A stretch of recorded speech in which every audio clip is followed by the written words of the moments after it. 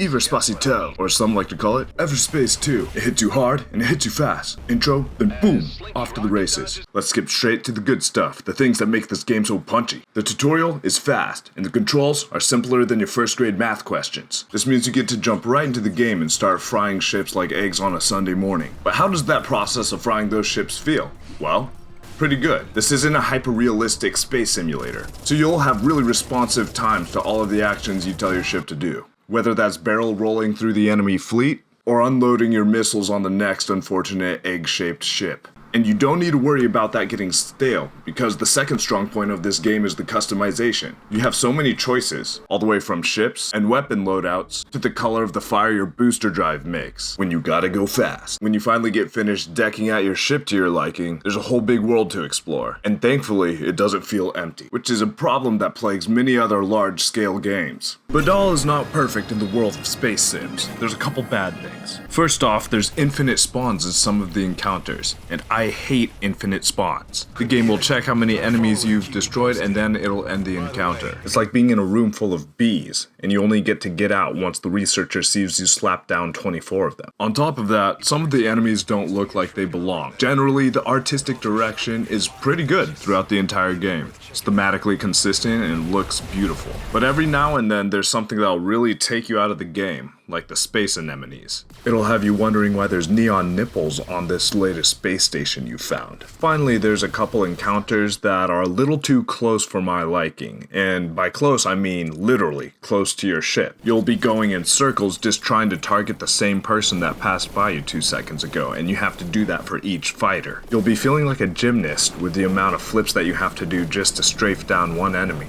Despite these negatives, I didn't feel they impacted my experience too much, to the point where I was spending much time thinking about them. I would say this game is very accessible to people who haven't played space sims before and want to jump right into the action. Exploration on top of the customization that you can do with your ship is a very fun combo that can last throughout the whole game for most people. And at a price tag of $50, I think this is definitely a buy for anyone interested in this space sim type of game.